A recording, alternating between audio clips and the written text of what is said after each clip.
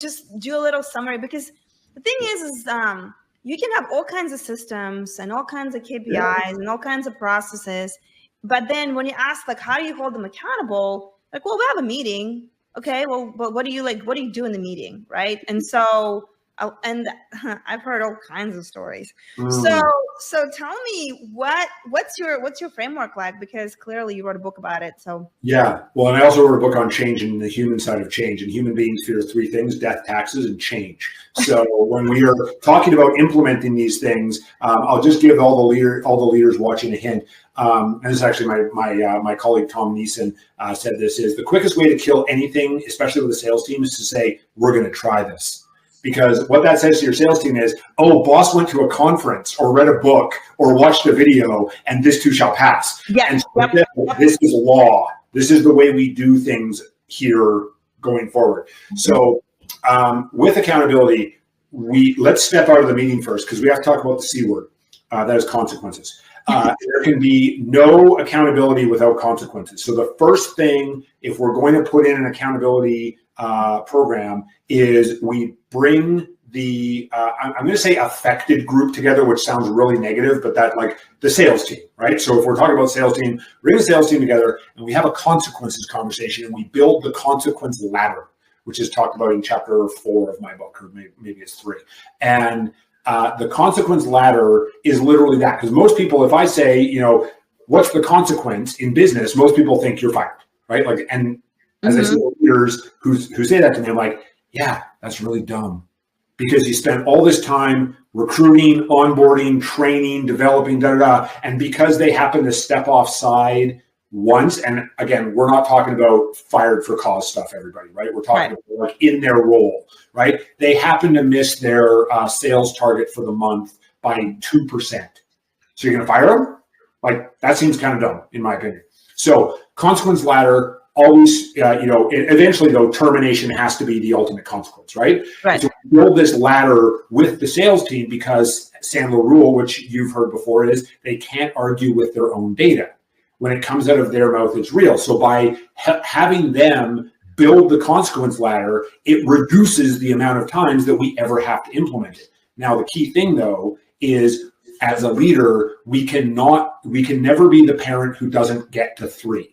Right, all the parents out there, right? 1, 2, 2 1/4, 2 1/2, 2 5/8, and you're like, and the kid's like, okay, you're never going to get to 3, so I'm just going to keep moving on. So, as a leader, you have to be willing and able to implement the consequence ladder. And in my book, there's a story about a client of ours in the Midwest US, and they broke their sales team into A, B, and C players, and it was based on production, right? It wasn't on skill; it was on how much were they producing. So A's produced the most, C's produced the least, and they did this consequence thing, and there was a kind of agreement amongst the sales team, like, they're never, like, this was an exercise, and one of the B players went through the entire consequence ladder in 30 days, which was like a land speed record for how quickly you could go through this consequence ladder, and they were fired.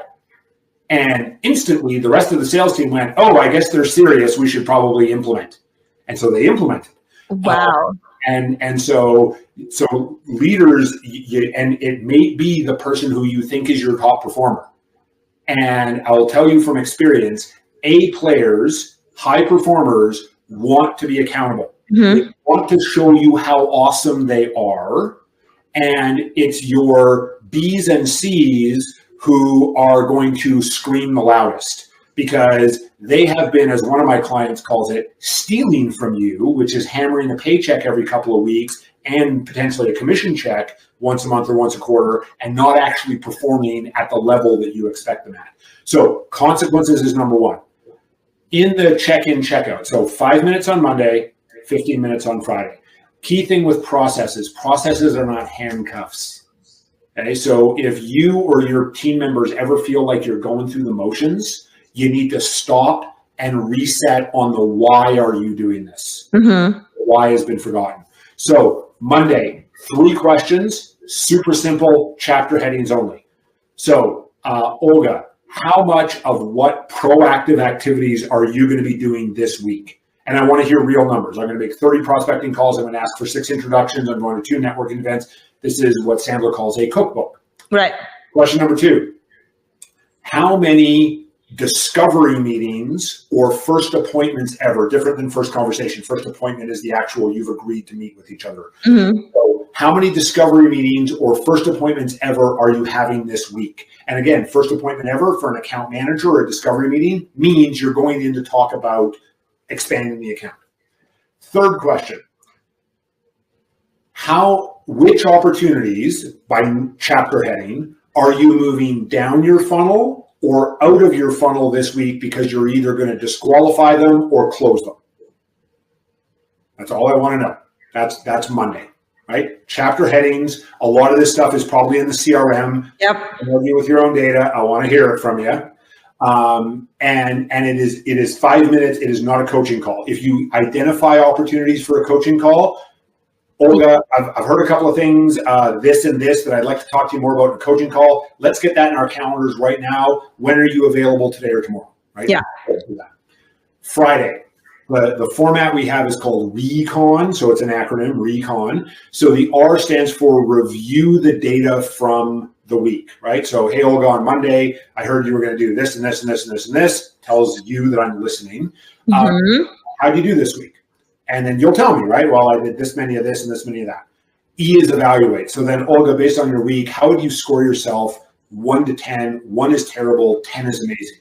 Now, the number actually doesn't matter. I need to caution, especially like very detail-oriented leaders can get stuck on the number. The number doesn't matter. So if you give me data, right, from Monday, and you're off a little bit, whatever, and you're like, I think I was a 7. Great, move on. Right, move on. It's not the number. Yeah, Olga, it sounds like about a 7-week. Move on. Right now, we all have people on our teams who like to big themselves up, as they say over in Europe. Right, and so let's say that you were completely off your numbers. Right, like maybe you hit 50% of one thing, but you were completely off on the other one. You're like, I was at 9. And all I need to say back is, so Olga, based on what you said you were going to do on Monday and what you told me you did over the week, how do you get to 9? And then usually what the person will say is like, okay, maybe I was like a 7. Awesome, move on, right? I just want you to acknowledge that maybe you didn't do as well as you thought you did. On the flip side, the high achievers who they hit everything, all of their numbers, but they were off by 1 on their prospecting calls, right? They did 29 out of 30, right. They crushed everything else, and they're like, I was a 4. Like, yeah, and you're like, really? Come on, yeah. Olga, if I told you I thought you were higher than a 4, would you be okay with that? You're going to say yes and then move on. Because if you don't move on, you're eventually going to be like, well, what number do you think I am? And whatever comes out of my mouth, you're going to hate. And now we're in a fight, right? Yeah. Unless I say 10, of course, right? 10, you'd be like, oh, yeah, I was 10. I might not think you're a 10, right? I might think you were an 8 that week. But if it's not a 10, we're going to fight. So again, Olga, if I thought you were higher than a 4, would you be okay with that? Yes. Move on to the C, which is changes. So then, Olga, based on what happened this week, what are you going to change so you can either move higher to a 10 or stay at a 10? It's going to depend on your answer for the evaluate. Yeah. And what I want to hear, group, is real, specific, observable, measurable. What I don't want to hear is, stuff and things, right? And then they're talking to people.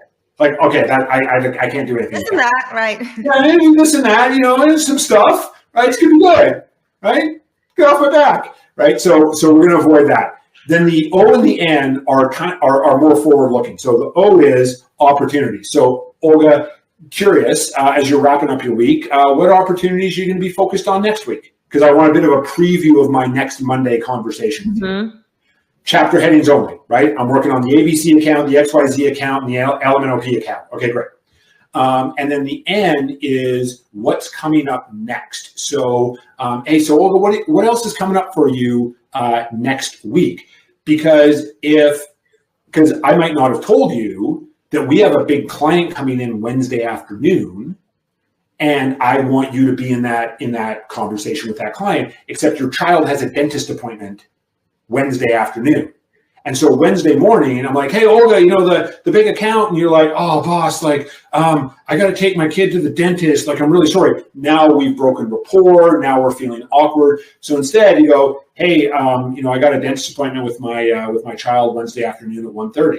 And then by the way, my fault for not letting you know the client was coming in, right? I'm not letting you spring that on you. But that's where we could have emotional conversations without the emotion. Saying, damn, Olga, I was really hoping that you could be in this meeting with this big client that's coming in. And then we can have a conversation about like, can you reschedule a dentist appointment? Is it really crucial that you're there? Whatever that might be. And that's the end. So recon is review the week, evaluate how you did. What are you going to change next week? What opportunities are you focused on next week? And what's coming up next in your calendar? So I, as your leader, know, A, how can I support you? And B, are there going to be times where you're unavailable? So I know not to reach out to you at that point and potentially make up a story about how you're slacking off when you're supporting your family.